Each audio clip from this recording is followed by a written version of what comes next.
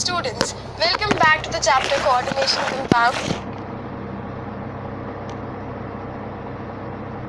Hello students, welcome back to the chapter Coordination Compounds. Let us begin with the next topic, that is EAN rule, which is Effective Atomic Number Rule. Well, we already did addition compounds, and we know that addition compounds are further categorized into two categories. The first one is the double salt, and the second one is the complex compounds, which we know are nothing but coordination compounds. These complex compounds or the coordination compounds, they have been further categorized on the basis of the type of ligands and on the basis of charge on the complex. On the basis of types of ligands, we have two categories. The first one is homoleptic, having the same type of ligands, and the second one is heteroleptic, having different type of ligands. The next one is on the basis of charge on the complex. We have three categories. The first one is cationic, the second is anionic, and the third one is neutral. Let us take a coordination compound.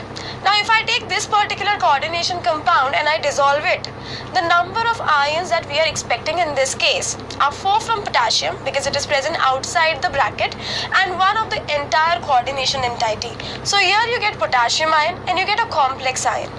The potassium ion is called as a simple ion because it is forming an ionic bond, and the coordination entity, it is called as a complex ion because in this case we have a coordinate bond present between Fe and Cn. So let us try to define complex ion. A complex ion may be defined as an electrically charged radical which is formed by the combination of a simple cation. In this case, the simple cation is Fe with one or more neutral molecules or one or more simple anions, or in some cases positive groups. That means the simple cation Fe, it is linked to Cn in this case. Cn is a simple anion. In case of Cn, we might also have a positive ion, or we can also have a neutral molecule. The requirement is it should behave as a Lewis base. It should always donate the lone pair of electron which is required for the formation of a coordinate bond. Now, here we have coordination compound 1 and coordination compound 2. If you look at the first compound, in the first compound, NH3 twice, that means we have 2 amine, that means we have 2 ligands. And in the second case, we have 6 ligands. One is H2O and we have NH3 5. That means in the first coordination compound, the coordination number becomes 2 because 2 coordinate bonds will be formed each by NH3, and in the second case the coordination number becomes 6 because in this case we will be having 6 coordinate bonds. Now let us recall Sidgwick's theory. According to Sidgwick theory, in any coordination compound, the metal atom is gaining electrons from the ligands to attain stability, and we know that in the entire periodic table, the most stable elements are the group 18 elements, that is the noble gases.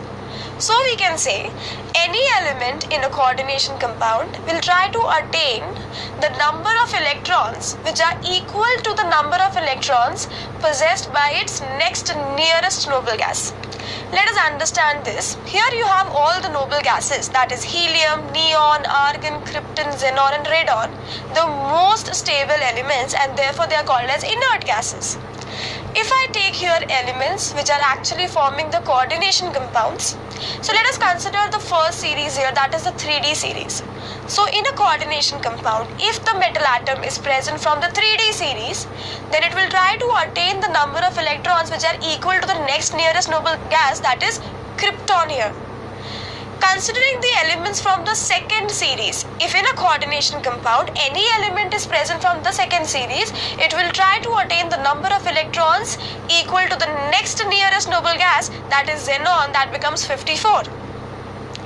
Now, if the element in a coordination compound belongs to the last series, then it must have the number of electrons equal to 86 because that is the next nearest noble gas. This is called as inert gas configuration. So according to Sidgwick, any coordination compound will try to attain stability by gaining the number of electrons which are equal to the number of electrons possessed by the next nearest noble gas. That's all for this module. In the next module, we will solve some questions based upon this effective atomic number rule. Thank you.